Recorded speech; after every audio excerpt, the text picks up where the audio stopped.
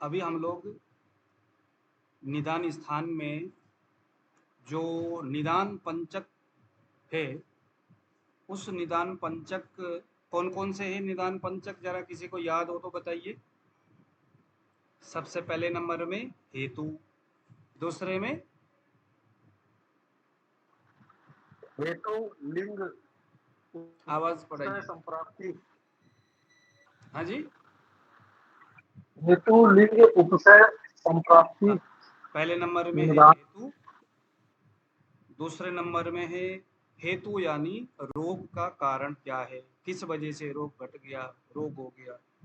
फिर आ गया पूर्व रूप। पूर्व रूप का मतलब क्या है, व्याधि प्रारंभ होने से पहले जो स्थान संश्रय होता है शरीर के किसी हिस्से में, वहां जब कोई दोष जाके ठहरता है तो शरीर में एक प्रकार का नकारात्मक प्रभाव दिखना शुरू करता है, मतलब उससे शरीर थोड़ा जूझना शुरू करता है। तो उस वक्त शरीर में जो जो लक्षण दिखता है वो सभी क्या है, पूर्व रूप है ना। उसके बाद क्या है, लक्षण है। लक्षण का मतलब है जब रोग, जिस जगह में दोष इकट्ठा हुआ था वो दोष इतना बिगड़ गया कि उस स्थान को ही उसने खराब किया, उसके बाद प्रधान रोग शुरू हो जाएगा। जैसे प्रमेह हो गया, गुल्म हो गया, अपस्मार हो गया, ग्रहणी हो गया, अर्श हो गया, ये रूप अवस्था है। इसके अब अलग सिम्टम्स दिखेंगे। उसके बाद उपसय। उपसय अभी हमने पढ़ा नहीं है, रूप में अभी हम गए हैं। तो इसी संदर्भ में रूप यानी समस्या प्रारंभ हो गया, सिम्टम्स अब शुरू हो गया। जब सिम्टम्स किसी लक्षण को लेकर के आता है तो हमने लक्षण का तो परीक्षण किया। परीक्षण क्या करना, वो तो रोगी बोल ही रहा है ना, रोगी तो बोल रहा है।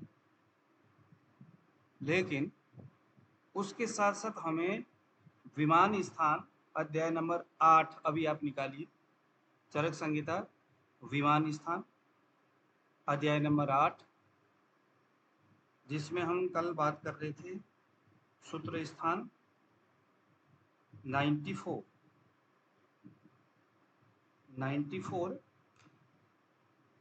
इसके माध्यम से हम रोगी का बाकी चीज़ों का भी हम परीक्षण करेंगे। हमने सिम्टम्स तो चेक किया, अब चूंकि हमें मेडिसिन देना है, दवाइयाँ देना है, उसका चिकित्सा करना है, तो चिकित्सा करने का आधार क्या है, क्या आधार,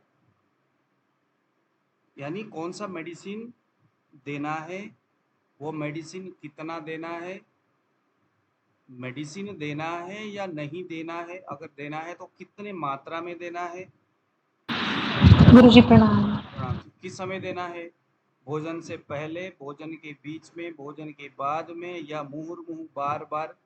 इन सभी आयामों का जो परीक्षण है हमें रोग और रोगी का, इन दोनों का परीक्षण में देखना चाहिए। जिसमें से हम अभी बात कर रहे हैं प्रकृति निर्धारण। प्रकृति निर्धारण, प्रकृति दोष प्रकोप, और उसके बाद आता है विकृति दोष प्रकोप। प्रकृति दोष प्रकोप का मतलब क्या है, इसी सूत्र में देखो 95 में हम अभी बात कर रहे हैं।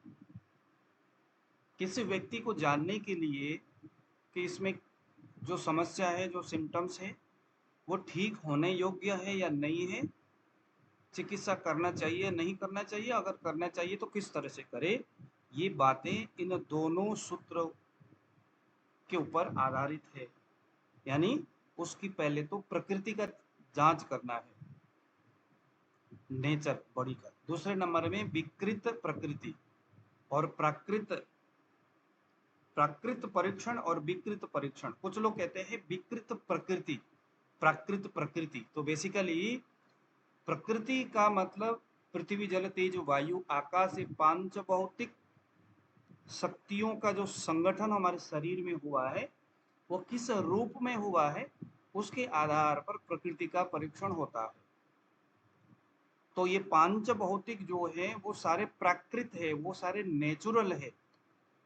लेकिन विकृत प्रकृति हम कह नहीं इसीलिए नहीं सकते क्योंकि प्रकृति का मतलब है वो पंच भौतिक संगठन, पृथ्वी जल तेज वायु आकाश जहाँ है। अब इन महाभूतों में तो कोई विकृति आती नहीं है उसके सत्ता में। हाँ, उसके व्यवहार में विकार दिख सकता है, जैसे अभी जब कोरोना आया या ऐसे बहुत सारी अवस्थाओं में प्रकृति में विघटित उसका जो संगठन है, उसकी जो व्यवहार है, उसकी जो क्रियाएं हैं, वहां कुछ गड़बड़ियां दिख सकती है। तो प्रकृति के व्यवहारों में होने वाली विकृति वो एक अलग चीज है। लेकिन बेसिकली जो प्रकृति है उसमें कभी भी विकार नहीं होता। पांच महाभूतों में कोई विकार नहीं होता, उसके व्यवहार में विकार हो सकता है। तो पहले जो विकृति जो है वो प्रकृति स्वरूप नहीं है, तो विकृति विकृति है। तो यहाँ अच्छी बात ये है कि जब हम डायग्नोसिस करेंगे तो पहले नंबर में हमें प्रकृति का डायग्नोसिस करना होगा, चेक करना होगा, दूसरे नंबर में हमें प्रकृति का चेक करना होगा। तो प्रकृति जो ये प्रकृति है परीक्षण, उसका आधार क्या है देखो जरा, 95 में सूत्र क्या लिखा है, तत्र प्रकृत्यादीन भावा अनुव्याख्यास्याम, ये लिखता है शुक्र शोडित प्रकृति। अब प्रकृति कितने प्रकार के होते हैं, प्रकृति परीक्षण और विकृति परीक्षण है दोनों प्रकार के। तो उसमें से जो प्रकृति परीक्षण है उसका क्या क्या आधार है, शुक्र शोणित यानी पति और पत्नी का जब मिलन हो और वहां शुक्र और आर्तव ये दोनों माँ के गर्भ में जब मिल जाते हैं तो उस संयोग से गर्भ के अंदर तैयार होने वाला जो बच्चा बाद में बड़ा होगा तो उसमें वो एक प्रकार का नेचर तय करेगा, वो शुक्र शोणित का संयोग। यह क्या है, यह प्राकृत परीक्षण इसके आधार पर होगा। कुछ लोगों का प्राकृतिक जो नेचर कुछ ऐसा होता है वो बचपन से लेकर के वृद्धावस्था तक, जैसे मैं अक्सर लोगों को देखता हूँ जो व्यक्ति बचपन में थोड़ा सा कॉमेडी टाइप का होता है, हंस है ना, हंसते हुए बोलना या कॉमेडी करना उस तरह का, आप देखोगे कि वो जवान होकर के भी ऐसे ही कॉमेडी करता है, हंसना, लोगों को हंसाना, कुछ उल्टे पुल्टे उटपटांग बोलना। और कमाल की बात है वृद्धावस्था में भी उसके नेचर लगभग वैसा ही होता है। समय के थप्पड़ों ने थोड़ा कुछ उसको हिला दिया वो अलग बात है, लेकिन उसका स्वभाव, बोलने के तौर तरीका में कोई परिवर्तन आता नहीं है। तो ये उसका यह जो विचार है वो रज और वीर्य के उत्कट स्वभाव के तहत ऐसा हो रहा है। ठीक है। दूसरे नंबर में जब गर्भ के अंदर रज वीर्य का संयोग हो रहा था उस समय कौन सा ऋतु था, कौन सा ऋतु था, कौन सा समय था, और वह व्यक्ति किस देश विशेष में जन्मा या उस दोनों का संबंध हो रहा था, किस देश में था, किस ऋतु में था, इन दोनों का भी संबंध उस बच्चे के प्रकृति निर्धारण में, उसके नेचर निर्धारण में अहम भूमिका अदा करता है। दो हो गया। तीसरे नंबर में है उस माँ, जिस माँ के गर्भ में ये संयोग हो रहा है, उसके खान पीन, उसका आहार विहार कैसा है जब वो गर्भ में बच्चा था। ये बातें उसके प्राकृतिक स्वरूप, उसके खाने का तौर तरीका, किस चीज को वो पसंद करता है, किसको नहीं करता, किस तरह की चीजों को वो पसंद करता है, आदि बातें, ये 4-5 चीजें ज्यादातर तय करता है। विशेष करके वो किस देश में, किस ऋतु में, और माँ बाप का रज वीर्य का संबंध जो हो रहा है, माँ बाप के पूर्व जन्म के या इस जन्म के किए कर्मों का जो संस्कार है उनके रज और वीर्य में विद्यमान होता है। तो वही संस्कार कहीं ना कहीं बीज रूप से गर्भ के अंदर उस बच्चे का पोषण कर रहा होता है। जैसे अक्सर हम कहते हैं ना, जो क्षत्रिय माँ है, क्षत्रिय पापा है, दोनों ही योद्धा है, तो उनके बच्चे भी अक्सर वैसे ही स्वभाव वाले होते हैं। बहुत गर्म देश में रजवीर्य का संयोग हुआ है और वो उस देश में जन्मा हुआ है, तो वहां रहते हुए उसको कोई दिक्कत नहीं होती, लेकिन हमारे जैसे लोग अगर उस गर्म स्थान में जाए तो बुरा हाल हो जाता है। लेकिन उस बच्चे में ऐसा समस्या क्यों नहीं है? क्योंकि यह देश का प्रभाव है और जिस ऋतु में उसका जन्म हुआ है उसका संबंध भी उस बच्चे के प्रकृति को निर्धारण करता है। जिस प्रकार के माहौल में वो माँ बाप रहते हैं, उस माहौल का भी संबंध उसके प्रकृति को निर्धारित करता है। एग्जाम्पल, जैसे जो कीचड़ों में, ऑडियो को बंद करिए जरा जुड़ी जी। जैसे एग्जाम्पल के रूप में मैं आपको कहूं कि कोई एक व्यक्ति है, जुड़ी जी ऑडियो बंद करिए। अब ये सुनते नहीं है ना, तो फिर मैं इनको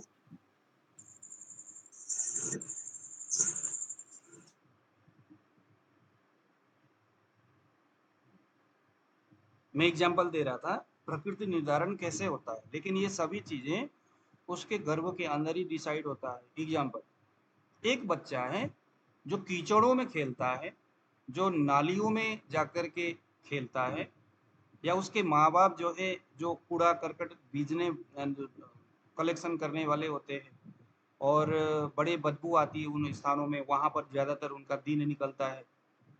तो ऐसे माँ और ऐसे बाप जो दिन भर उसी तरह के माहौलों में रहते हैं, उस तरह के स्मेल हमें बहुत बुरा लगता है, लेकिन वो उनका, यह हालांकि सात्विक प्रकृति के तहत ये सारी चीजें आता है, लेकिन यह भी अब उसका बच्चा अगर जन्म हो और वो बच्चा भी तो उन्हीं स्थानों में रहेंगे ज्यादातर, तो अगर ऐसा है तो उन बच्चों को उस स्थान में रहते हुए कोई खास बीमार होते नहीं है। हम लोग तो वहां जाए तो एलर्जी पूरी पक्की बात है, स्किन में एलर्जी होना, ईचिंग होना शुरू हो जाएगा, कुछ कुछ होना शुरू हो ही जाएगा, ज्यादा देर तक हम वहाँ ठहर नहीं सकते। लेकिन वो बच्चे वहाँ खेल रहे कूद रहे, उन चीजों को हाथ लगा रहे, उनको ऐसा क्यों कि कुछ नहीं क्यों ऐसा होता है? तो मैं उस दिन आपको कह रहा था ना कि सात्म्य विचार क्या करना है ना, सात्म्य इसी का ही नाम है। जिस चीज के ऊपर गर्व से ही जिसका अभ्यास हो, गर्व के अंदर ठहरने, मतलब जब जब वो था तब से ही जिस व्यवहारों के प्रति उसका रोज की व्यवहार था, वो बड़े होकर के उसको तंग नहीं करते। उस तरह के स्थान में वही लोग जी सकते हैं और उनको कोई दिक्कत नहीं होती। लेकिन हमारे जैसे लोग जिन्होंने वो ऐसी जगह में गए नहीं, तो हम तो वह नाक बंद करके चलते, भैया बदबू इतनी आती है, लेकिन उनके लिए तो कोई दिक्कत नहीं। तो ये रजवीर्य का संबंध, ऋतु देश और प्रकृति का संबंध जब वो गर्भ में था, तो वहीं से ये सारी चीजें डिसाइड होते हुए आता है। तो वही चीजें बाद में जाकर के शात्म्य होता है, फिर उस स्थान में रह करके उसको कोई दिक्कत नहीं।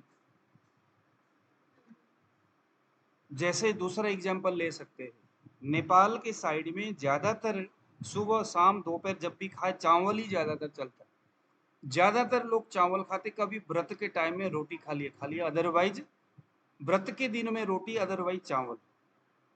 भाई माँ बाप भी वैसे ही खा रहे थे, रजवीर्य का संबंध हो गया, देश भी वही, ऋतु भी वही, और वो फाइनली बाद में जाकर के जब बच्चा जन्म लेता है तो उसको चाहे डायबिटीज हो, चाहे किसी भी प्रकार का एलर्जी हो, चाहे कुछ भी हो, वो चीजें उसको सूट करता है, उसके बगैर उसको बात ही नहीं बनती।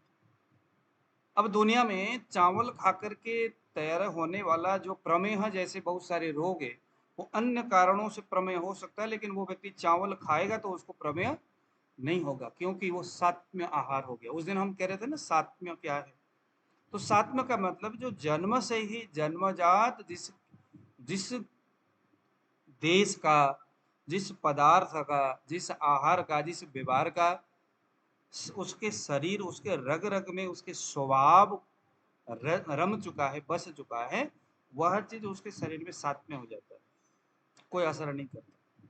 जैसे मैंने सुना है कुछ लोग ऐसे होते जिनको सर्प का कोई असर नहीं होता, सर्प डसता है तो कोई असर नहीं होता, उसका जहर नहीं लगता, तो यहाँ भी कोई ना कोई उस तरह की रजवीर्य का संबंध उस समय जब माँ गर्भवती थी, उसका आहार, उसके विहार, उसके एक्टिविटीज, वो सारी चीजें फाइनली तय करता है उस बच्चे में उसका शरीर, उसकी प्रकृति, उसकी ये सारी चीजें किस तरह से होगा। तो ये हो गया हमारा जन्म प्रकृति। ये क्या हो गया?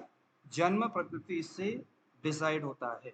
तो जिस तरह के ऋतु, जैसा देश, जैसा आहार और रजवीर्य का संबंध, और उस माँ के गर्भ बच्चा पेट में था तब उस माँ का ज्यादातर किस चीजों का आहार विहार कैसा था, वह डिसाइड करता है उस बच्चे के दोष प्रकृति। क्या? उस बच्चे का दोष प्रकृति क्या होगा? दोष प्रकृति, ध्यान देना, प्रकृति दोष प्रकृति, दोष प्रकृति डिसाइड होता है। दोष प्रकृति ही उसके मन को, उसके शरीर की बनावट को, बाल कैसा होगा, आंख कैसा होगा, शरीर के स्ट्रक्चर कैसा होगा, मोटा होगा, पतला होगा, ये सारी चीजें अभी जो मैंने आपको प्रकृति के बारे में बताया, और वही बाद में उसके दोषों का निर्धारण कर रहा है। वही दोष उसके शरीर में प्रकृति का निर्धारण करता है। कौन सा प्रकृति? दोष प्रकृति।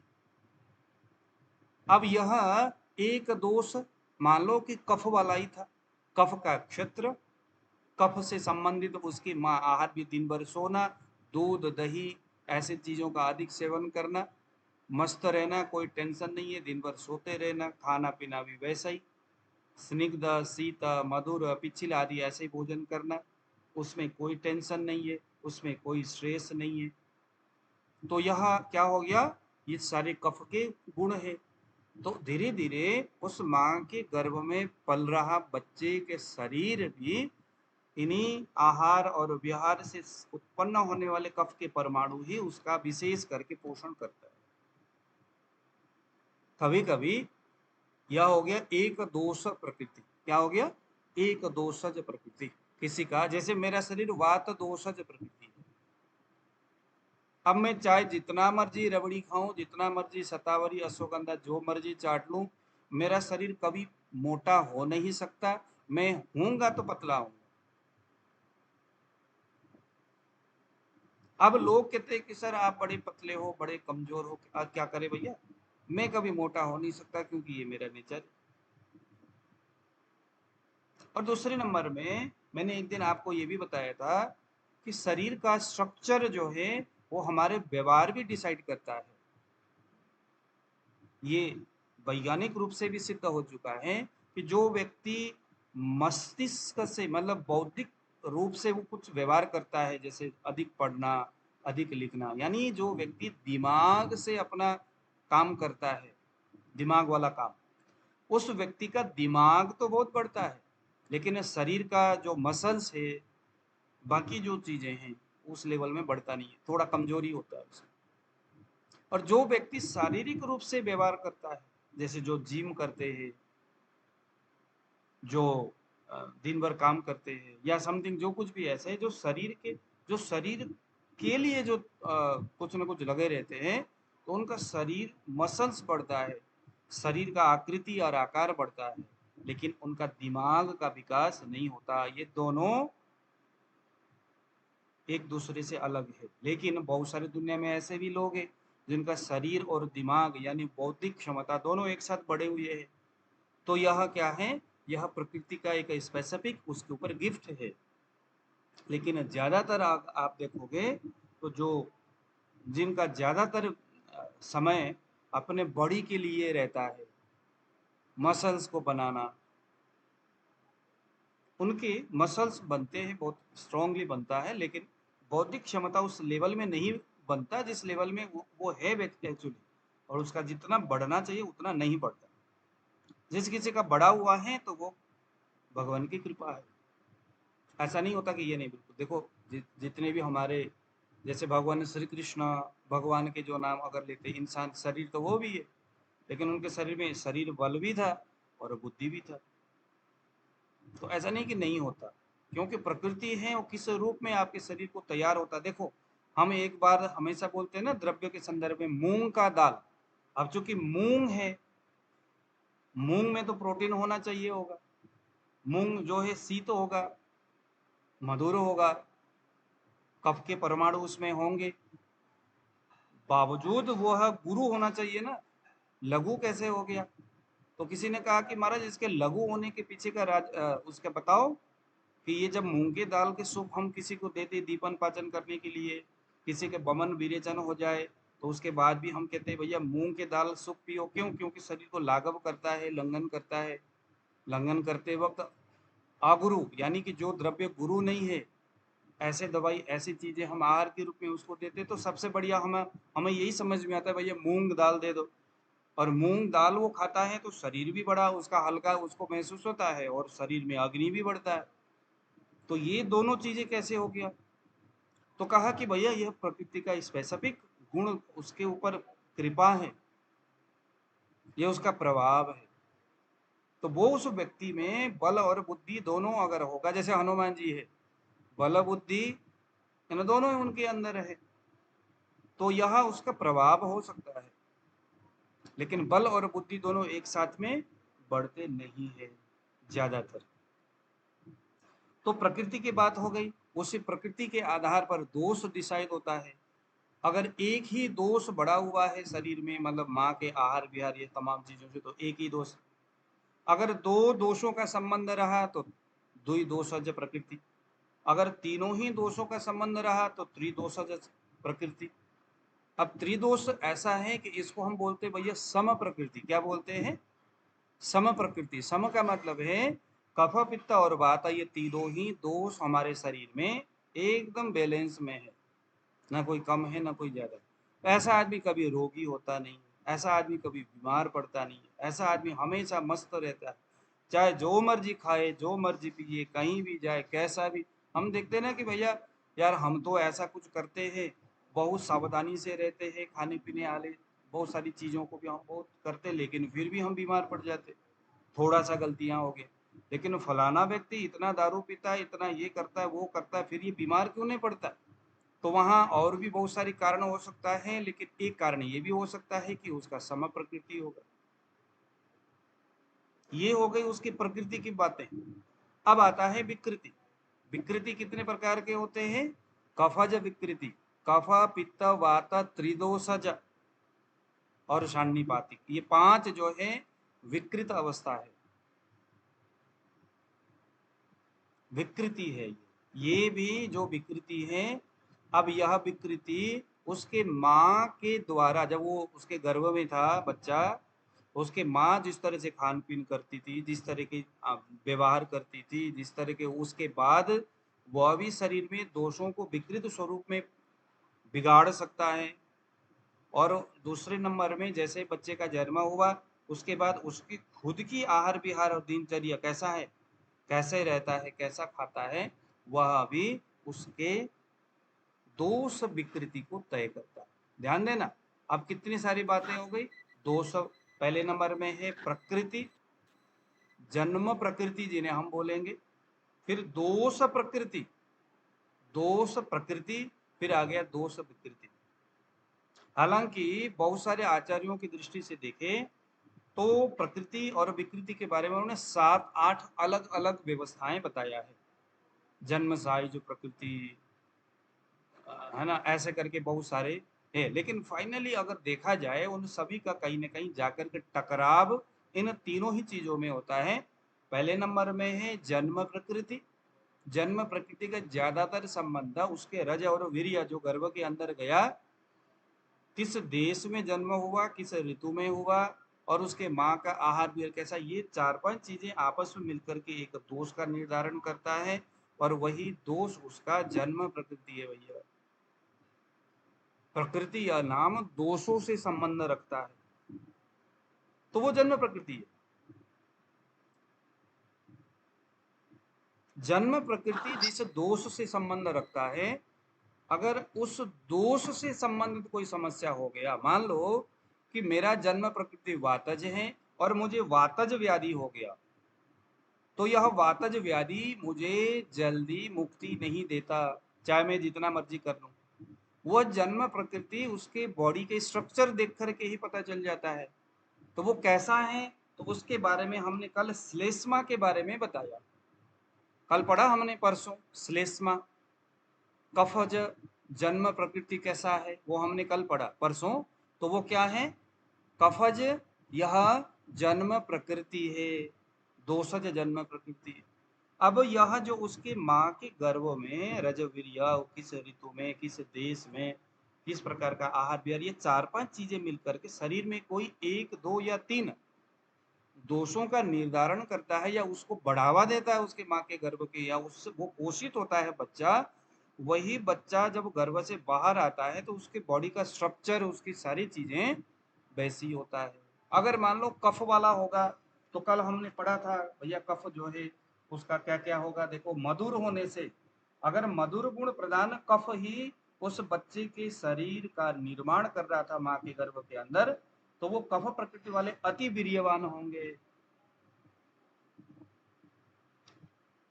तो गुण प्रधान मतलब कौन से गुण प्रधानता से उसके शरीर का निर्माण कर रहा था गर्भ के अंदर, उन गुणों से वो जो गुण है उस व्यक्ति के शरीर में, उनके विचारों में, उनके व्यवहारों में, उनके वाणी में झलकता है, हम देखते हैं। चलिए जरा उसी आधार पर हम पित्त जन्म प्रकृति, पित्त प्रकृति के ऊपर हम बात करते हैं। अगर किसी का रजवीर्य, ऋतु, देश और माँ का आहार विहार मूलतः समूल रूप से अगर पित्त को प्रभावित करता है, उस बच्चे के शरीर में पित्त दोष से उस बच्चे के शरीर का पोषण अगर हुआ है, तो देखिए जरा सूत्र क्रमांक 97 क्या बोलता है सूत्र, पित्तमुष्णम तीक्ष्णम द्रवम विश्रम अम्लम कटुकम च, यानी माँ के गर्भ के अंदर जो बच्चा है उसके शरीर का पोषण पित्त ने किया है। इसका मतलब क्या है, वह जो पित्त है उसके उष्ण, उसके तीक्ष्ण, उसके विश्र यानी सड़ी हुई गंध वाला, विश्र यानी कि स्मेल, अम्ल रस, कटु रस, यही सारे पित्त को प्रभावित करते हैं, पित्त का निर्माण करते हैं। तो उस गर्भ का पोषण जो है पित्त के इन गुणों से हो रहा होता है। तो परिणाम से क्या होगा, अगर उस माँ के गर्भ में स्थित बच्चे का पित्त का जो उष्ण गुण है, अगर उसने अधिक प्रभावित किया है उस बच्चे को, तो उष्णता के कारण से पित्त प्रकृति वाले गर्मी सहन नहीं कर सकते। तस्योष्णात पित्तला भवंत उष्ण उष्णासह असह, उष्ण असह, मतलब हम देखते हैं ना कि बहुत सारे ऐसे लोग होते हैं जिनको गर्मी पसंद नहीं है। जरा सा गर्मी हो तो उसको बड़ा दिक्कत होना शुरू हो जाता है, गर्मी बड़ी बर्दाश्त से बाहर हो जाता है। जरे जरे से मतलब कि लगा लो कि उसको एसी चाहिए, ठंडी हवाएं चाहिए, क्योंकि उष्णता ही उसके शरीर निर्माण में सहायक होता है। वो व्यक्ति कभी भी कोई गर्म चीजें बहुत ज्यादा खाता है, स्पाइसी चीजें खाता है, उसको बड़ी दिक्कतें होती है, क्योंकि भैया यह तो उत्कट अवस्था में शरीर का पोषण ही उस पित्त ने, उष्ण गुण प्रधान पित्त ने किया है। उसके मुख में हमेशा गर्मी होती है, उसके जीभ देखोगे एकदम लाल होता है, थोड़ा सा भी स्पाइसी खाएगा तो जीभ में छोटे छोटे फोड़े फुंसियां होना शुरू होता है, दाने दाने से होता है, कोई स्पाइसी खाएगा तो जलना शुरू हो जाता है। और उसके अंग एकदम कोमल होता है, स्वच्छ होता है, उष्ण कैसा है, सत्व गुण से युक्त होता है उष्ण। तो कोमल होगा उसका शरीर, स्वच्छ होगा, उसका मन भी कोमल होगा और स्वच्छ होगा, क्योंकि अग्नि जो है ना वो सत्व गुण प्रधान है। उसके शरीर पर छोटी छोटी फुंसियां होंगे, मुख से झाई, तिल और पीड़िकाएं अधिक होंगे मुंह में। अब देखो जो स्त्रियां पित्तल प्रकृति वाली होगी, उनके फेस में ना फोड़े फुंसियां होना, दाने दाने छोटे छोटे होना, वो फोड़ तीरे के अंदर से छोटे छोटे मवाद के टुकड़े, ऐसे इस तरह के मवाद निकलते रहते, ये क्या है, उसके शरीर में भैया उसका प्रकृति ही पित्त वाला है। तो उस व्यक्ति को जो कुछ भी आप दवाई दोगे वो एक बात है कि भैया पित्त को बढ़ाने वाले तो दे नहीं सकते। सबसे बड़ी बात है उसकी आहार, क्योंकि आहार विहार ही दोषों को कंट्रोल करता है। तो जिसका पित्त प्रकृति है उस व्यक्ति को भूल करके भी पित्त को बढ़ावा देने वाले ऐसे कोई उष्ण, तीक्ष्ण। उष्ण गुण प्रधान द्रव यानी कोई लिक्विड है। जैसे दारू कैसा है? दारू उष्ण, रुक्ष और द्रव है। दारू रुक्ष है लेकिन उष्ण उष्ण। हालांकि अब लोग बोलते हैं कि भैया ऐसा जो बियर है ना, बियर तो भैया जौ का बना होता है, तासीर उसका ठंडा है। अरे भैया ठंडा तासीर है, वो तो ऐसी बातें हो गई जैसे कोई बर्फ खाएगा और कहेगा भैया ठंडी है। नहीं, बर्फ बेसिकली कैसा है? गर्म है। जितने भी जो तीक्ष्ण गुण वाले होते हैं, कोई भी दुनिया के जो जीभ में लगाने से चरपराहट महसूस होगी, वो सभी तीक्ष्ण गुण वाला है। और वो पित्त के उसी तीक्ष्णता को बढ़ाता है। और तीक्ष्ण जो है वो द्रव से संबंध नहीं रखता, उष्ण से संबंध रखता है। यानी अग्नि महाभूत का एक स्वरूप है ना? तीक्ष्ण हम पढ़े है ना पहले, अग्नि का स्वरूप है तीक्ष्णता। वह रुक्षता पैदा करता है। अब देखो किसी आदमी को पित्त बढ़ा है और कॉन्स्टिपेशन हो रहा है, इसका मतलब क्या है? शरीर में पित्त रुक्ष गुण से बढ़ा हुआ है। तो ये सभी बातें हमें उसके स्वभाव से पता चलता है, उसकी एक्टिविटीज से पता चलता है। देखो ये प्रकृति वाला कितना महत्व का है हमारे लिए। उस व्यक्ति को भूल करके भी ऐसी चीजें खाने को नहीं देना चाहिए। ऐसे ही वातल अगर शरीर है, वो व्यक्ति बोलेगा सर मैं मोटा हो जाऊं, कुछ ऐसा जुगाड़ करो, और आपने उसको शीत यानी कोई ठंडी चीज दे दिया, लेकिन उसका स्वभाव रुक्ष है, तो वो गड़बड़ कर जाएगा।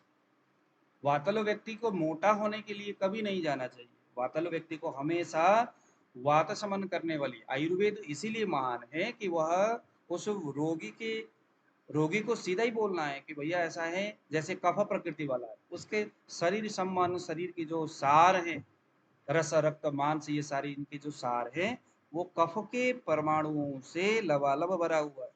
आप जितना मर्जी प्रयास करो, जितना मर्जी लेखन वेदन करने वाली दवाइयाँ दे दो, चाहे जितना मर्जी कुछ भी आप उसको दवाइयाँ दे दो, कुछ दिन तक उसके फैट डाउन होता आपको महसूस होता है, लगता है, लेकिन बाद में फिर 2 दिन तक या 3 दिन तक अगर उसने वो दवाई नहीं लिया, व्यायाम नहीं किया, तो क्या हो जाएगा? जस का तस हो जाएगा। यानी व्यायाम के संदर्भ में जो एक्चुअली व्यायाम है वो कफ प्रकृति वालों के लिए सही है, वात पित्त वालों के लिए सही नहीं है। व्यायाम हमेशा कफ वालों के लिए है। जोर से व्यायाम करे, शरीर खूब पसीना निकाले, खूब रनिंग करे, खूब दौड़े, दिन में तो बिल्कुल ना सोए, अगर हो सके तो रात में जगे, क्योंकि रात में जगने से शरीर में लघुता और रुक्षता बढ़ता है।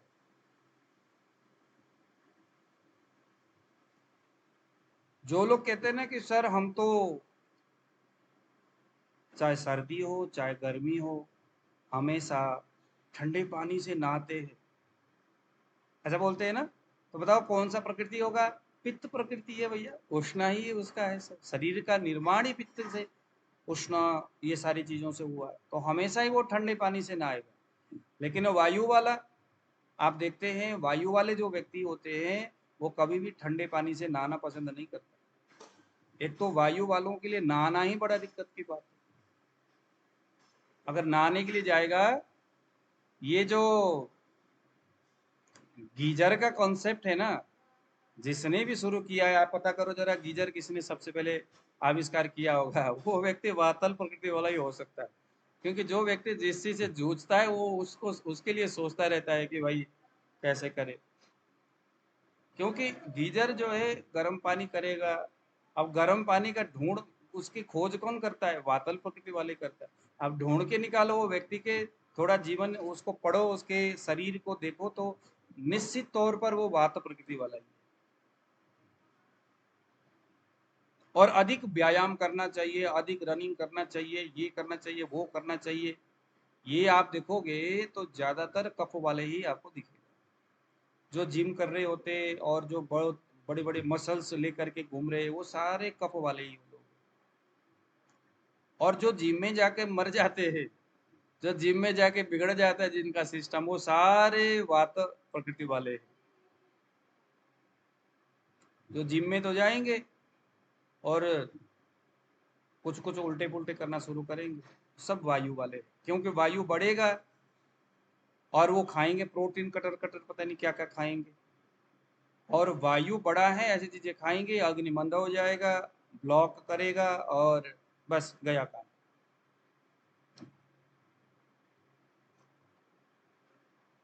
अब आगे देखते क्या बोलता है, प्रभूता पिप्लुभ्य व्यंग तिल पीड़का, ये तो वही बात हो गई, फोड़ी फुंसिया, मुख में झाई होना, तिल पीड़काय होना। भूख और प्यास उसको ज्यादा लगता है क्योंकि पित्त ही है, उसके शरीर में शीघ्र ही झुर्रियां पड़ जाता है, झुर्रियां पड़ जाना, उसके बाल जल्दी सफेद हो जाते हैं। मैंने कहा ना आपको कि सफेद हो रहा है बाल, तो ये आपकी बॉडी का नेचर है भैया, तो उसे जूझना नहीं है, जैसा है प्रकृति ने दिया। अपने जन्म प्रकृति दोष प्रकृति, इसको बैलेंस में रखने का ही प्रयास करना। सबसे बड़ा ट्रीटमेंट क्या है, दोष धातु मलमूलम ही शरीर, दोष इज इक्वल टू प्राकृत दोष को बैलेंस में रखना ही सबसे बड़ा चिकित्सा है। प्राकृत धातु को बैलेंस में रखना ही बड़ी चिकित्सा है। और हमारे शरीर में जो मल है, मल मूत्र स्वेद यानी पसीना, ये सभी मल है। इन मलों को सही समय पर बाहर निकलता है, सही समय पे पसीना आ रहा है, सही समय पे मल जा रहा है, स्टूल जा रहा है, यूरिन जा रहा है। इसका मतलब है मल जो है, शरीर का संवहन व्यवस्थाएं एकदम परफेक्ट है। संवहन व्यवस्था परफेक्ट है, इसका मतलब है शरीर में वायु का जो चलन वलन है, उसकी गति है, व्यान वायु समान वायु, इनका कर्म सही जा रहा है। आपको सही टाइम में भूख लग रहा है, सही टाइम में नींद आ रहा है, सही टाइम में आप सुबह उठ रहे हो, उठते वक्त आपके शरीर में कोई आलस्य नहीं है, सही टाइम पे भोजन, भूख लग रहा है, भोजन, भूख लगने पर भोजन करने पर आपको शरीर में हल्कापन महसूस हो रहा है ना। शरीर में किसी व्यक्ति को देख करके ईर्ष्या भाव उत्पन्न नहीं हो रहा है, जलन नहीं हो रहा है। बगल वाले ने गाड़ी ले लिया, हे भगवान उसकी गाड़ी जल्दी जाके पहाड़ से गिर जाए, इतना जलन होता है आस पड़ोस के प्रति। तो ये सारा का जो व्यवहार है वो मानसिक विकृति है। और बस इनको ठीक करने के लिए हमें जो शरीर और मन का जो विकार है, शरीर का विकार क्या है, मन का विकार काम क्रोध आलस्य आदि, ये मन का विकार है। और शरीर का विकार जो है, मल का प्रवृत्त न होना, मूत्र का प्रवृत्त न होना, पसीना का प्रवृत्त न होना, है ना, सही समय पर ये सारी चीजें जो गति होना चाहिए वो ना होना, यही शरीर का विकार है। इसी से विकार प्रकट होते हैं। पित्त के तीक्ष्ण होने से, पित्त प्रकृति वाले तीक्ष्ण पराक्रमी, पित्त देखो जरा, अब यहाँ पर ना गुणों के बारे में बात हो रही है। पित्त के तीक्ष्ण होने से, पित्त प्रकृति वाले तीक्ष्ण पराक्रमी होते हैं। तीक्ष्ण होने से, पित्त में जो तीक्ष्ण गुण है, अगर वो तीक्ष्ण गुण प्रधान पित्त ही उस बच्चे के माँ के गर्भ के अंदर उसका पोषण तीक्ष्ण गुण से अगर हुआ है, तो बड़ा तीखा होगा वो बच्चा, बड़ा ही सूरवीर। सूरवीर तो कफ वाले भी होते, मजबूत होते, बलवान होते, लेकिन पित्त के तीक्ष्ण गुण वाले पता है कैसे होते, कफ में भी बल होता है, कफ वाले भी बड़े बलवान होते, और पित्त वाले भी, पित्त वाले जो है पराक्रमी होते हैं और कफ वाले बलवान होते हैं। बलवान होना और पराक्रम होना दोनों देखो अलग अलग बात है। बलवान कफ वाले होते लेकिन पराक्रमी पित्त वाले होते। पित्त में जो तीक्ष्ण गुण है ना, वो एकदम सिर में चढ़ के बोलेगा और कहेगा तेरी ऐसी तैसी आ जा, वो नहीं। जैसे वायु वाले क्या होते हैं, दूर बैठेंगे, जैसे वो एक कौन सा पिक्चर है, बोलता है पीछे से मेरे को पकड़ ले, वो कौन सा है वो, हेरा फेरी। फिर हेरा फेरी सुना, वो देखा है आप लोगों ने। वो परेश रावल बोलता है अरे तू पीछे से पकड़ना मेरा, तो वो हीरो जो है वो पीछे से पकड़ता है, वो परेश रावल आगे गुंडा को जो गाली दे रहा होता है, आज जा तेरे इधर उधर, फिर वो हीरो उसके हाथ को छोड़ देता है। फिर परेश रावल देखता है कि यार इसने छोड़ दिया, अरे पकड़ना मेरे को, पकड़। तो ये वायु वाले वैसे होते, धमकी देते लेकिन आगे जाना वो जा नहीं सकते, उतनी उनमें एनर्जी नहीं होती, बस लेकिन पटर पटर करेंगे, फिर थोड़ी देर में जाकर के सारी भी बोलेंगे। मतलब वायु वालों का जो स्वभाव है बड़ा विकृत उस तरह का होता है ना। कभी बोलेंगे, पहले तो बहुत गुस्से में ऐसे हो जाएंगे, फिर थोड़ी देर में फिर ठंडा हो जाएगा, क्यों शीत गुण, तो कहेंगे अरे भैया चलो जो भी है ठीक है, चलो दफा करो, फिर बस। पित्त वाले, पित्त वाले भी लगभग ऐसे ही होते हैं, लेकिन जब वो चढ़ते तो उनको संभालना बड़ा औखा होता है, मुश्किल होता है। सीधे जाना और धावा बोल देना, 2 थप्पड़ मार के आ जाना। तीक्ष्ण गुण, बड़े पराक्रमी होते, लेकिन उनमें बल उतना नहीं होता। पित्त वालों में बल नहीं होता, बस वो पहले ही वो डराएंगे। जैसे कुछ लोग होते हैं ना कि बहुत ज्यादा डराते हैं पहले, जो डर गया वो तो भग गया, जो नहीं डरा थोड़ी देर में फिर वो खुद ही ठंडा हो जाता है, या बगल देखता है कि कैसे निकले यहाँ से। हालांकि पित्त है तो क्या कहते पराक्रमी है, तो वो अपने आप को हारता हारता हुआ दिखाता नहीं है, लेकिन उसको मालूम है कि भैया अब यहाँ हमारी दाल गलने वाली नहीं है। लेकिन कफ वाला बड़ा स्टेबल होता है, और जब मारा एक मुक्का तो उसका हो जाना काम खत्म, क्योंकि अत्याधिक बल जो है कफ में होता है, पित्त में पराक्रम होता है।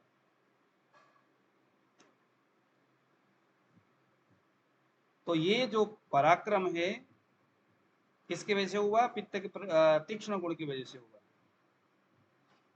अब तीक्ष्ण जो है, अग्नि में भी तीक्ष्णता होगी, तीक्ष्ण गुण से ही शरीर का निर्माण। तो वो अधिक मात्रा में भोजन करना, बार बार भूख लगना, बार बार प्यास लगना, मुंह बार बार सूख जाना, ये किसके वजह से है? पित्त के तीक्ष्ण गुण की वजह से। कष्ट को सहन करने में असमर्थ होना, मतलब पित्त वालों को अगर गुस्सा आता है तो बहुत तोड़ फोड़ करना शुरू करते, मतलब खुद को कंट्रोल नहीं कर पाते, क्योंकि शरीर के अंदर उसका पित्त तीक्ष्ण गुण से भरा हुआ है। कष्ट को वो सहन नहीं कर सकते, बार बार भोजन करते रहते, कुछ न कुछ खाते रहते। पित्त के द्रव होने से, अब देखो रुक्ष की बातें हो गई, अब पित्त अगर द्रव गुण से बढ़ा हुआ है तो संधि बंधन और मांस ढीले और बड़े कोमल होते। संधि बंधन, उसका जो मसल्स है ना वो ढीला होता है, उन्हें पसीना ज्यादा आता है, उन्हें यूरिन बार बार आता है, और उनका जो मल है वो भी श्रेष्ठ स्वेद मूत्र पूरी सासा विस्तृत्वात। तो देखो जरा, पित्त के रुक्ष गुण का क्या संबंध है, शरीर में प्रभाव है, वो यहाँ से नोट कर लो एकदम, इसको नाड़ी में भी ये चीजें काम में आएगा। पित्त के द्रव रुक्ष गुण से क्या होगा और पित्त के द्रव से क्या होगा। यहाँ पर द्रव गुण अगर होगा तो बार बार यूरिन आना, बार बार स्टूल आना, बार बार बहुत अधिक मात्रा में पसीना आना। रुक्ष गुण से, पित्त में जो रुक्ष गुण है वह उस व्यक्ति को बहुत तीखा, मतलब ये होना, भूख लगना, बहुत प्यास लगना, मुंह बार बार सूखना, बहुत गुस्सा आना, और कष्ट को सहन करने में असमर्थ, ये तीक्ष्ण का स्पेसिफिक गुण बताया। लेकिन द्रव का गुण क्या है? बार बार अधिक मात्रा में पसीना आना, मूत्र पेशाब बार बार आना, बार बार स्टूल आना, ये सारी चीजें बताया है, ठीक है ना। और उनके संधि बंधन जो है थोड़े ढीले से होंगे। संधि बंधन, संधि बंधन ढीले का मतलब है कि बार बार जैसे हाथ, क्या बोलते हैं उसको, मसल्स जो है नीचे की ओर गिर जाना, इधर उधर, ऐसे कुछ बातें। पित्त के द्रव में ये सारे संबंध है। विश्र गुण के कारण उनकी आंख, विश्र गुण के कारण, देखो विश्र का मतलब क्या है? स्मेल। तो जो उनकी काखी से, मुंह से, सिर से, शरीर में से जो दुर्गंध आता है वो क्या है? विश्र गुण की वजह। विश्र गुण की वजह से एक और चीज होता है, और वो है सिर में दर्द होना। ज्यादातर पित्त है और द्रव गुण से बड़ा है, और उसको अम्ल पित्त है। ज्यादातर अम्ल पित्त में जो सिर में दर्द होती है, समझ लो द्रव गुण से बड़ा हुआ है। कौन सा दवाई देना चाहिए? तप्यादि लोहा देना चाहिए या पुनर्नवा मंडूर देना चाहिए?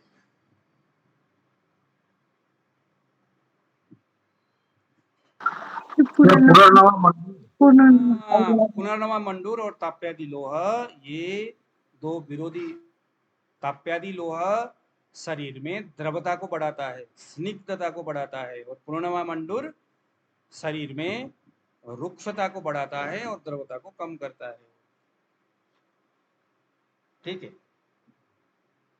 अब आ गया अम्ल होने से, जो पित्त अम्ल होता है ना, वो पित्त प्रकृति वाले अल्प वीर्य। अब देखो जो पित्त है, अगर उसके शरीर में अम्ल रस के कारण से अल्प वीर्य, यानी स्पर्म उसका बहुत पतला होगा, स्पर्म कम होगा, स्पर्म में संतानोत्पादक क्षमता कम होगी, सेक्स करने में असमर्थ होगा, जल्दी से ये हो जाना है ना, और उसके संतान भी नहीं होंगे। ऐसे ही लोग घूमते हैं, सर बच्चे नहीं हो रहा है, ये नहीं हो रहा है, और उसका स्पर्म बहुत पतला होगा, और वो अम्ल जो है अगर विकृत अवस्था में होगा तो उसे स्मेल भी आएगा स्पर्म से, और उसको जलन होगी, सेक्स करते वक्त जलन होगी, स्पर्म जब निकल रहा होता है उस स्पर्म से स्त्री को भी थोड़ी जलन सी अनुभूति होती है। तो ये सारी चीजें, इस प्रकार के गुणों का योग होने से पित्त प्रकृति के मनुष्य मध्य बल, देखो उसका बल मध्यम है, उत्तम बल नहीं है, मध्यम आयु, उसकी आयु भी कमजोर है, मध्य ज्ञान, उसके बुद्धि भी मध्यम है, विज्ञान संपन्न एवं मध्य कोटि के धनी, विज्ञान, मध्य ज्ञान और विज्ञान मतलब उसके दिमाग जो है ना, ज्ञान विज्ञान इस तरह की चीजों में भी दिमाग उस लेवल में जाता नहीं है, मध्य कोटि के धनी, संपत्ति भी उस लेवल में नहीं होता है। क्यों नहीं होता है? क्योंकि इतना गुस्सेल होता है कि कौन उसके साथ व्यवहार करेगा, कौन उसके साथ व्यवसाय करेगा। मान लो ऐसा आदमी के साथ आप पार्टनरशिप में काम करना चाहोगे तो 1-2 महीने में ही पार्टनरशिप टूट जाएगी, उसको पता नहीं कब उसका तीक्ष्ण गुण बढ़ जाए, है ना? तो कहाँ रह पाएगी पार्टनरशिप? पार्टनरशिप कफ वालों के साथ हो सकता है ना? मध्यम साधन वाले होंगे, जब संपत्ति नहीं होगी, व्यवसाय नहीं होगा, तो साधन भी उसके कम होंगे। इसके पीछे का यही रीजन है। साधन यानी उसके घर में बहुत सारे, जैसे हम कहते हैं ना कि बहुत सारी चीजें हैं, गाड़ी है, ये है, ये भी मध्यम होंगे। क्यों? क्योंकि बस तीक्ष्णता के वजह से, उष्णता के वजह से, स्वभाव उसका बड़ा ही क्रूर है, यानी जल्दी गुस्सा करने वाला है। तो ऐसे लोग मुझे तो लोग थोड़े बच करके ही काम करते। तो आप लोग देखो जरा, आपके पास जो मिलने वाले लोग हैं, कितने सारे ऐसे लोग हैं जो बहुत एग्रेसिव होते हैं। पित्त वाले जब आपके पास आएंगे तो एग्रेसिव होकर के बात करेंगे, अरे बताओ ना सर, बताओ अभी ये, अरे कुछ नहीं है, ऐसे करेंगे। और कफ वाले बड़ा स्टेबल होते हैं।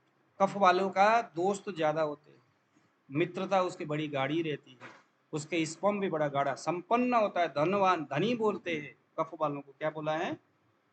बलवान बोला है, धनवान बोला है, विद्यावान बोला है, ओजस्वी, शांत चित्त और दीर्घ आयु बोला है। आयु भी उसकी दीर्घ होगी। दीर्घ आयु क्यों होगी? क्योंकि कफ है मैनेज करने के लिए। अगर अगर वो व्यक्ति थोड़ा सा किसी आयुर्वेद को पढ़ ले तो उसको मालूम है कि भैया मेरा कफ वाला है, तो मैं दिन भर रात भर सो नहीं सकता, मुझे व्यायाम करना होगा, एक्सरसाइज करना होगा, शरीर से पसीना बहाना होगा। तो अगर ऐसा होगा तो उसके शरीर स्टेबल रहेगा, आयु उसकी बड़ी लंबी होगी। धनवान होगा इसीलिए क्योंकि लोग उसके साथ व्यवहार करना पसंद करते हैं, काम के नए नए अवसर उसको मिलता है व्यापार व्यवसाय में। क्योंकि हर कोई आदमी ऐसे सुरीले मीठे आदमियों के साथ, मतलब जिसका व्यवहार में बड़ी गहराई है, परिपक्वता है, ऐसे लोगों को ढूंढते हैं। सीधी सी बात है ना? मित्रता भी तो हर कोई आदमी थोड़ा देख करके करता है। संपन्न होना ना होना ये एक बात है, कोई आदमी संपन्न तो है लेकिन उसकी नेचर ही पित्त वाला है, तीक्ष्ण गुण वाला, तो कैसे होगा? तो ये हो गया पित्त प्रकृति। ये कौन सा प्रकृति है? जन्म प्रकृति। अब आ गया वात प्रकृति। वातस्तु रुक्ष लघु चल बहुशीघ्र शीत परुष विशद, ये वायु के गुण है। पित्त के गुण क्या है? पित्त उष्णम तीक्ष्णम द्रवम विश्रमम लम कटुकम च, ये पित्त है। इसको थोड़ा याद अगर रखा जाए तो वायु है तो कैसा है? माँ के गर्भ में वायु रुक्ष लघु चल बहुशीघ्र शीत परुष विशद, इन गुणों से शरीर का निर्माण हुआ है, पोषण हुआ है। उसकी माँ जो है रुक्ष गुण वाले आहार करती थी, है ना? चना खाना, मटर खाना, चने मटर कई प्रकार के जो दाल है वो शीत रुक्ष होता है, गुरु होता है। दिन में रात भर जगना, दारू पीना, है ना, बहुत ज्यादा बोलना, बहुत ज्यादा चलना, रनिंग करना, दिन भर खड़े रहना। जैसे मान लो अब हमारे पास जो रोगी आता है ना, वो एकदम जब आप प्रकृति परीक्षण करना, जब आपको पता चल जाएगा। मान लीजिए अभी मेरे पास 10-12 दिन पहले एक लेडीज आई, उस लेडीज के पेट में दर्द हो रहा था, तो मैंने कहा भाई आपका तो कफज गुल्म है, कफज गुल्म के सिम्टम्स था। शरीर उसका वात प्रकृति वाला था। सारे सिम्टम्स भी अभी जो यहाँ पर लिखा हुआ है उसके उसी के जैसा सिम्टम्स उसमें था। मैंने पूछा क्या काम करते हो, तो बोलते हैं कि सर मैं प्राइवेट स्कूल में पढ़ाती हूँ। इसका मतलब क्या है, आगे ब्लैक बोर्ड के सामने खड़े होना और उसको लिखना, खड़े खड़े दिन भर खड़े ही रहो। तो क्या हो गया, दिन भर खड़े रहने से, दिन भर बच्चों को कुछ न कुछ बोलने से क्या हो जाएगा, गति, चल गुण, वायु, वायु का कौन सा गुण है, चल है। पृथ्वी का कौन सा गुण है, स्थिर, रुक्ष, रुक्ष और स्थिर ये पृथ्वी का गुण है। जल का गुण क्या है, कोई बताइए जरा, जल का गुण क्या है। अगर पृथ्वी का गुण भारी है यानी रुक्ष है, गुरु है, रुक्ष है विशेष करके पृथ्वी, तो जल क्या है, शीत गुण होगा जल का। हाँ जी, शीत गुण। शीत होगा गुरु जी। शीत तो जल, शीत, जल को हम शीत के हिसाब से नहीं ना देखेंगे सर सर जो प्रसार कर लेता है सर गुण। भैया। जल जो है द्रव है, लिक्विड है द्रव्य ना जल, स्निग्ध, द्रव्य स्निग्ध, द्रव स्निग्ध है। अगर ऐसा है तो अग्नि क्या है, एक ही बोलना है, एक ही, उष्ण रुक्ष। उष्ण है, अग्नि उष्ण है, रुक्ष भी लगा लो साथ में। वायु क्या है, कौन सा गुण है, स्पेसिफिक गुण, एक गुण बोलना है वायु का, बताइए क्या है, चल, चल गुण है, वायु चल गुण है। आकाश विशद गुण है। विशद गुण है। क्या बात, विशद गुण किसने बोला, सूक्ष्म प्रतिभा जी। सूक्ष्म। विशद प्लस सूक्ष्म, तो यहाँ से पता चल जाएगा। आपके पास पेशेंट आ रहा है, अब वो लेडीज को वो पता नहीं कहाँ से कुछ, लेकिन ये प्रकृति का निर्धारण अगर हो गया तो हमने कहा ज्यादा बोलती है चल गुण बढ़ गया, दिन भर खड़े रहती है भी चल गुण बढ़ गया, शरीर में वायु बढ़ रहा है। लेकिन शरीर में कफज गुल्म है, तो उस वायु के वजह से कफ का उत्पादन हो गया, अग्निमंदा होने से आम की उत्पत्ति हो गई। वो आम ही कोलन में जाकर के क्या किया उसने, गुल्म उत्पन्न किया वात स्थान में। तो चिकित्सा क्या किया जाए, कफवात हो गया। कफवात में कौन सा रस है बताइए जरा कोई, कफवात सामक कौन सा रस है, कटुतिक्त। हाँ जी, कफवात सामक कौन सा रस है, उष्ण कटु तिक्त। सारे बता दिया, कोई एक बताओ ना। उष्ण। जब तक मेगा जी नहीं बोलती तब तक चीजें नहीं बनता। मेगा जी, नहीं नहीं, मैं सिर्फ एक को नहीं कहूंगा, बाकी आप लोग भी बहुत एक्सपर्ट हो गए। स्निग्ध भी हो सकता है सर, उष्ण और स्निग्ध। आज मैं आप लोगों को एक फार्मूला दूंगा एस्थमा वाला, बस कोई मुझे बताइए जरा, वात और कफ को ठीक करने वाला कौन है।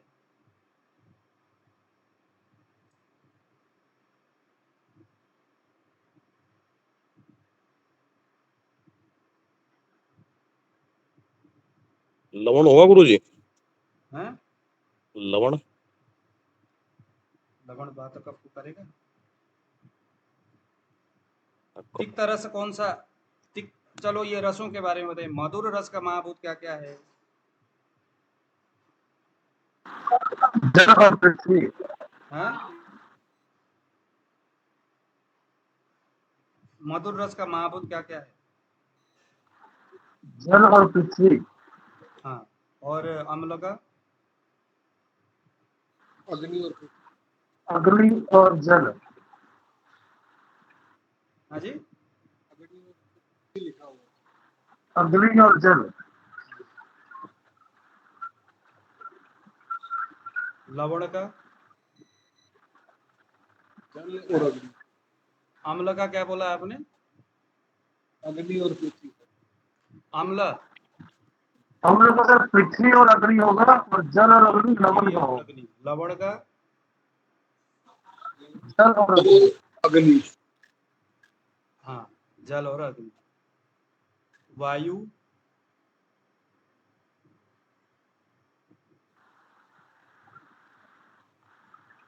वायु आकाश और वायु। वायु और आकाश।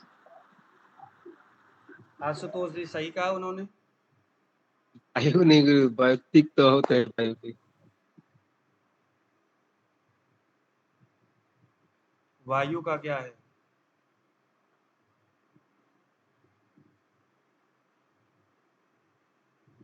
वायु का रस क्या क्या है?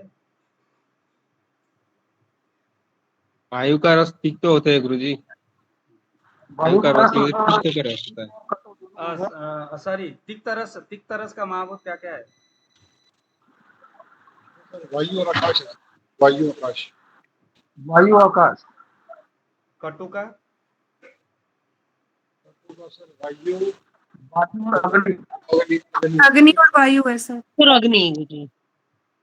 और कसाय का? वायु और पृथ्वी। वायु पृथ्वी और वायु। हाँ, पृथ्वी और वायु। अब देखो, अगर कोई आपको बोलेगा ना कि वात और कफ को समन करने वाला कौन सा रस है, तो आपने स्पेसिफिक कोई रस नहीं बोलना है, आपने बोलना है वात और कफ को ठीक करने वाला वीर्य है, और वो है उष्ण वीर्य।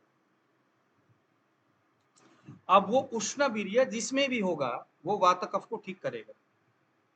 क्या? वात कफ को ठीक करने वाला कौन सा रस है ये महत्व नहीं है, वात कफ को ठीक करने वाला रस कोई भी हो, सर पुनर्नर्मा अगर वीर्य उष्ण होगा तो वो वात कफ सामक होगा।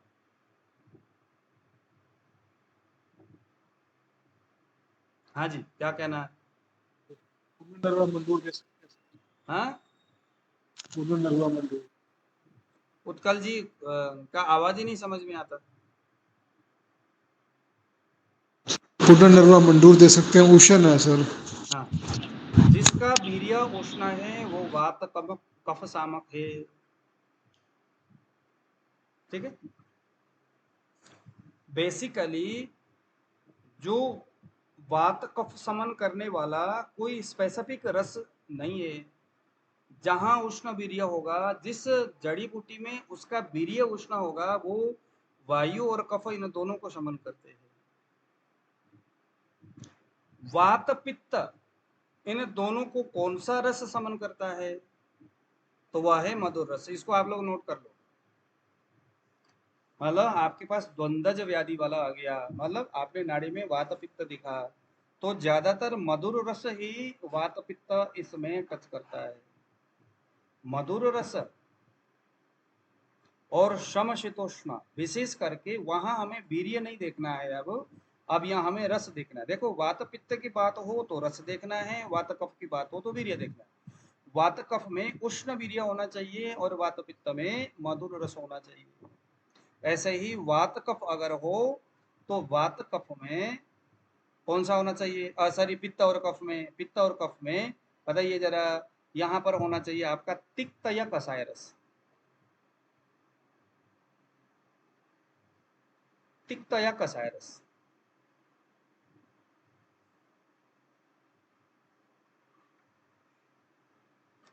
पित्त कफ अगर हो तो तिक्त कसाय रस, तिक्त या कसाय रस, वो अवस्था अनुसार कौन सा ज्यादा बढ़ा हुआ है उसके हिसाब से। एक मैं आप लोगों को अभी बाकी चीजें तो, एक दवाई मैं आपको बताऊंगा, इसको आप लोग नोट कर लीजिएगा और उसके बाद आज का हमारा सेशन खत्म करेंगे। श्वास रोग में क्या दिया जाए?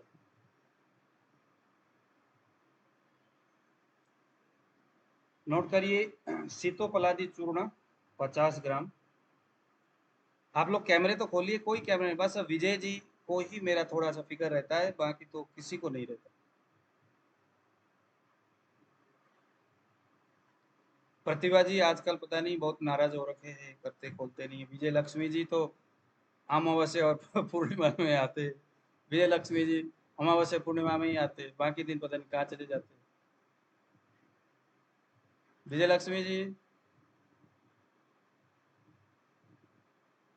विजय लक्ष्मी जी सो गए। अच्छा रोटी बना रहे, चलो ठीक है बनाते रहो। सीतोपलादी चूर्ण 50 ग्राम नोट कर लो। अप्रक भस्म 10 ग्राम, स्वर्णमाक्षिक भस्म 10 ग्राम, कचुरादि चूर्ण 10 ग्राम। गुरुजी धीरे धीरे। सीतोपलादी चूर्ण 50 ग्राम,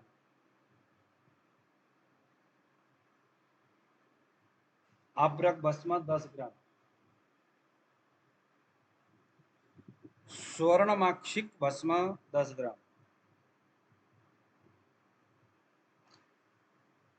कचूरादि चूर्ण 10 ग्राम,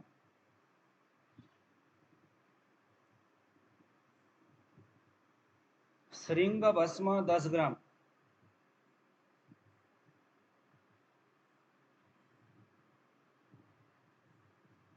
गोदंती गोदंती भस्म 10 ग्राम,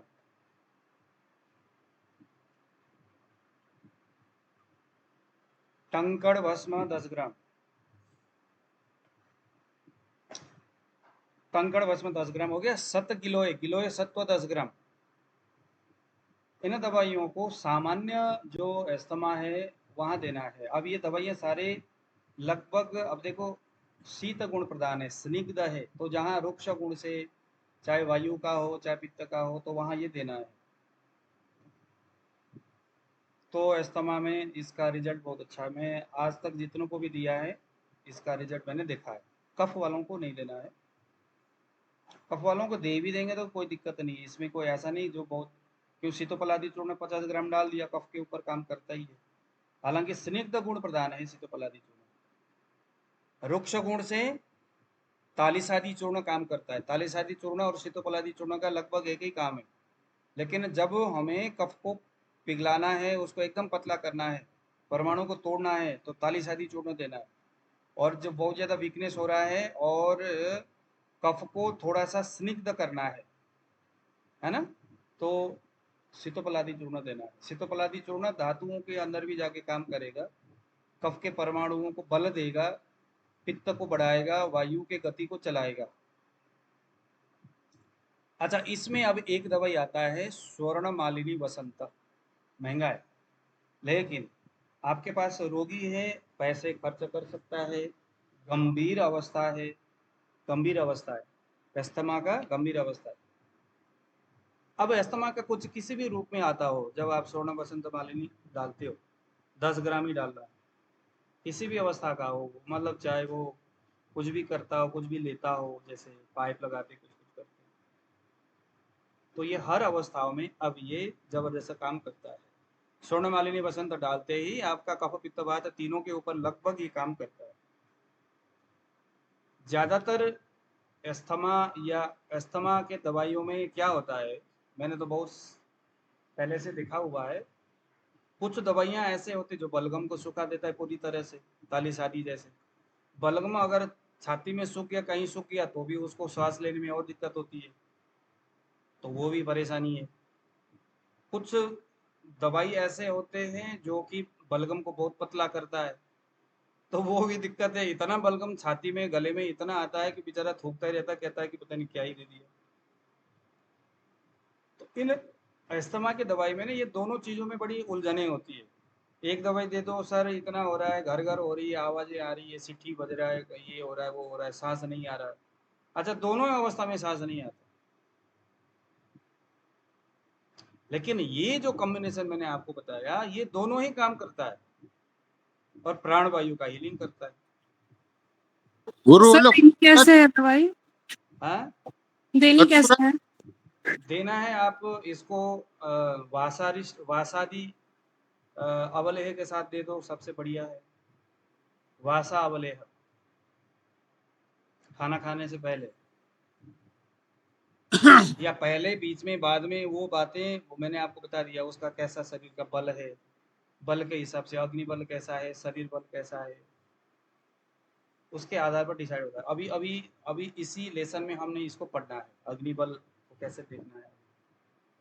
शरीर बहुत कमजोर है, अग्नि बिल्कुल कमजोर है, भूख नहीं लगती, तो जरा सा भी ठंडी दवाइयाँ भी सूट नहीं करता, गर्म भी सूट नहीं करता, तो ऐसे व्यक्ति को थोड़े थोड़े, अब ये देना है आपने एक एक चम्मच सुबह शाम, ये तो बोलना ही भूल गया एक एक चम्मच देना है सुबह और शाम को। लेकिन अगर बहुत ज़्यादा दिक्कतें हो रही है, एक चम्मच पूरा खाने से दिक्कत हो रहा है, तो एक चम्मच जो है बासा वाले में मिला लो और उसको चटा दो, थोड़ा थोड़ा करके, पहले थोड़ा चाटा फिर थोड़ा चाटा, ऐसे करके 2 चम्मच इकट्ठे कर लो, उसको दिन में कई बार देते रहो मुहुर्मुहु, क्योंकि अस्थमा जो होता है प्राणवायु के ऊपर काम करता है। इसमें भी ये देखना है कि प्राणवायु में दिख रहा है या उदान में दिख रहा है। अगर उदान में दिख रहा है तो भोजन के बाद देना है, अगर प्राण दिख रहा है तो मुहुर्मुहु। नाड़ी तो आपको पता ही है, नाड़ी आपने सिखाई है। अगर उदान में दिख रहा है तो भोजन के बाद देना है, उदान। अगर प्राण में दिख रहा है तो मुहुर्मुहु बार बार देना, थोड़ा थोड़ा करके चाटते रहना।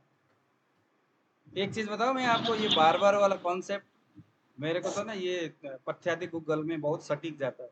किसी को भूख नहीं लग रहा है, अम्ल पित्त हो रहा है, हैन हो रहा है, तेन हो रहा है, कुछ भी हो रहा है, तो उसको मैं कहता हूँ भाई 5 दिन तक मैं तेरे को टैबलेट दे रहा हूँ, 2-2 टैबलेट मुंह में डालना है, चूसते रहना है, एक खत्म हो गया दूसरा डाल मुंह में, तो 3 दिन में उसको अच्छा डकारे आना शुरू होता है, अच्छा रात में नींद आता है, भूख लगता है, पेट साफ हो जाता है, मतलब जो भी सारा ही बहुत अच्छा काम करता है। 3 दिन तक इसको देने के बावजूद भी उसका ना अग्नि ठीक हो रहा है, ना भूख जग रहा है, ना कुछ कर रहा है, फिर कुछ नहीं करना है आपने, फिर उसको स्नेह देना शुरू करो। स्नेह, एक तो हिंगवाष्टक चूर्ण में देसी गाय का बढ़िया सा घी डालो, भोजन के पहले ग्रास में हिंगवाष्टक चूर्ण दे दो, सुबह उठने के बाद 1 या 2 चम्मच स्नेह गर्म पानी में दे दो, रात में मेडिकेटेड घी जैसे पंचकोल, पंचकोलादि घृत हो गया, पंचतिक्ता घृत हो गया, इस तरह के जो भी जिस रोग से संबंधित घी है, रात में उसको गर्म पानी के साथ दे दो, सुबह रात और भोजन के बीच में, क्योंकि स्नेह ही, हमने कल परसों पढ़ा था ना, स्नेह ही उस तरह के, मतलब वायु की वजह से हो रहा होगा, तो वातज अवस्था में घी ही अग्नि को बढ़ा सकता है। मेरे पास एक तमिलनाडु से या ऐसे कहीं से एक भाई साहब आए थे, मैंने वहाँ बड़ी गलती किया, उनको मैं चटाता चबाता इसको चूसने के लिए देता रहा, उसका अग्नि ही 5 दिन तक बेचारा बैठे यहाँ पर, और मैं कभी बस्ती दूं कभी क्या दूं, मतलब जबरदस्ती वाली बात ही नहीं करना है इसमें। मैंने उसके साथ बड़ा थोड़ा ऐसा किया, क्यों उसका अग्नि नहीं बढ़ रहा है, तो अग्नि बढ़ाने के बहुत सारे प्रयास किए, और मेरे दिमाग में है ना ये सूत्र जो कल परसों हमने पढ़े थे, ग्रहणी अष्टांग हृदय का, वो मेरे दिमाग में ही निकल गया। उसके बाद फिर एक दिन मैं पढ़ रहा था इसको बहुत दिन पहले। अच्छा, मैं आप लोगों को ना कोई भी थ्योरी, कोई भी सूत्र भी अगर बताता हूँ तो पहले मैं उसको पढ़ता हूँ, फिर अपने पास आए हुए पेशेंट के ऊपर करता हूँ, फिर जब मुझे किसी एक में भी दिखता है तो फिर मैं आपको बताता हूँ, अदरवाइज नहीं होता। चलिए, आज का सेशन इतना ही। किसी गुरु गुरु जी क्या बोले, स्वर्ण माक्षिक भस्म, क्या वो कौन भस्म है? स्वर्ण लघु मालिनी बसंत, स्वर्ण मालिनी बसंत। नहीं नहीं, अवड़क भस्म के बाद बोले थे, शीतोपलादी चूर्ण, अवड़क भस्म, स्वर्ण स्वर्णमाक्षिक। स्वर्ण स्वर्ण माक्षिक, स्वर्ण माक्षिक, सर एक बात, माक्षिक। शीतोपलादि चूर्ण, अभ्रक भस्म, स्वर्णमाक्षिक भस्म, कचुरादि चूर्ण, श्रृंग भस्म, गोदंती भस्म, कंकड़ भस्म, सत गिलोय और स्वर्ण वसंत माल। टोटल 9 आइटम हो गए सर। हाँ, सुबह सर और शाम एक एक चम्मच देना है अवस्थानुसार। वासा वाले के साथ दो, अच्छा 1 चम्मच वासा वाले, 1 चम्मच ये पाउडर, 2 चम्मच हो गया, रोगी को बार बार चाटने को दे दो। सर 1 चम्मच की मात्रा सर इसमें ज्यादा नहीं होगी, बस में सारी की नहीं सारी होगा इसमें, भस्मे का इसमें सतावरी देखिए ना कितना है। सर इसमें जैसे अदरक लहसुन डालिए 10 ग्राम। तो आप रोगी के हिसाब से आप देखिए ना,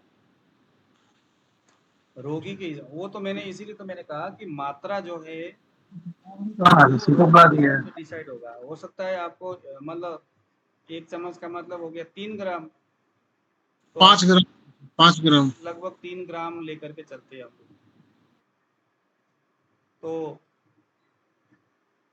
आपका पहले दिन 1 ग्राम से शुरू करो, दूसरे दिन थोड़ा थोड़ा बढ़ाते हुए जा। वैसे भी तो यहाँ नहीं गुरु, गुरु जी गुरुजी मात्रा ज्यादा ये हो जाएगी ना, स्वर्ण 500 mg से 1 ग्राम तक ठीक रहेगी इसकी मात्रा। ज्यादा नहीं होता, मैंने दिया हुआ है इसीलिए बता रहा हूँ। बासावली है 1 चम्मच है, वो मुंह को चटवा रहे हो आप। नहीं वास्तव में ठीक सिंह भस्म है ना, तो उसको कैसे दे सकते हैं? वो तो 125 mg से कम ही देना पड़ता है ना। हाँ गोदंती भस्म मतलब हो गया, 1 वो भी चम्मच, 125 वही तो mg। मैंने कहा आपको कि अग्नि बल व्यक्ति की उम्र वगैरह आदि देखो, 1 चम्मच अगर आप दोगे तो कुछ नहीं गड़बड़ होना। सर जी कफ वालों ये के लिए इसमें या क्या तो करना इसका सकते हैं? या तो इसका आप 30 इसका आप बना लो। कितना टोटल कितना ग्राम है? 100 कुछ है ना, 130 ग्राम लगभग हो गया। 130 ग्राम हो गया सर। हाँ तो 130 है, तो आप इसका 30 पुड़िया बना लो आप। 30 सर ये पुड़िया होगा तो कितना होगा टोटल? हिसाब होगा ना, एक पुड़िया में कितना आया? 13 दूना 26, 26 पूड़ियाँ बन गई 30 की सर, अब 5 ग्राम के हिसाब से हाँ वो तो 30 ही पुड़िया बनाने के लिए बताया गया है। 39 पूड़ियाँ बना ये ले। 5 लोगों को दे चुका हूँ मैं अभी। वही तो मैं आपको कह रहा हूँ ना कि उसके अग्नि बल वगैरह आदि देख करके हो सकता है किसी को एक चुटकी भी सूट ना करे, वो तो डिपेंड करता है ना उसकी बातें। सर ये जो काचूर आदि चूर्ण है सर, ये समझ नहीं आया सर क्या चीज़ है कचूर ये? आदि चूर्ण, अच्छा, कचूर आदि चूर्ण नहीं मिलता, कचूर जरूर डाल देना। कचूर, कचूर नहीं, कचूर आदि चूर्ण मिलता है बाजार में। सर इसको कफ वालों को यदि देना हो तो इसमें क्या बदलाव किया जा सकता है कफ कफ वालों वालों को को अगर देना? देना है तो शहद के साथ दे दो।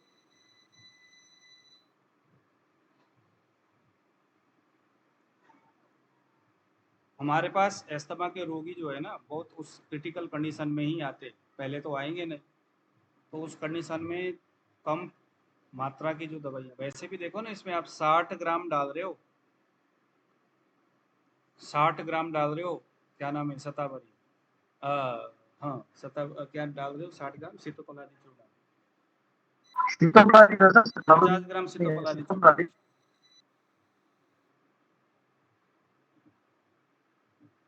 गुरुजी ये स्वर्ण बसंत मालिनी अलग है और वो ऊपर वाला अलग है?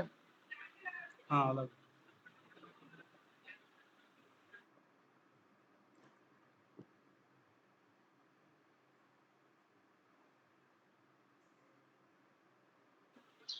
दोनों में से कोई एक उपयोग करेंगे?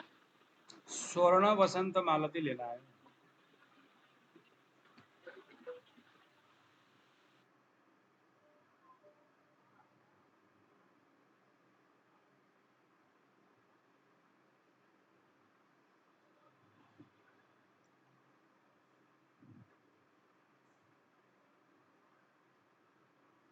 ठीक है जी, नमस्कार, शुभ रात्रि, सत श्री अकाल, फिर मिलेंगे कभी।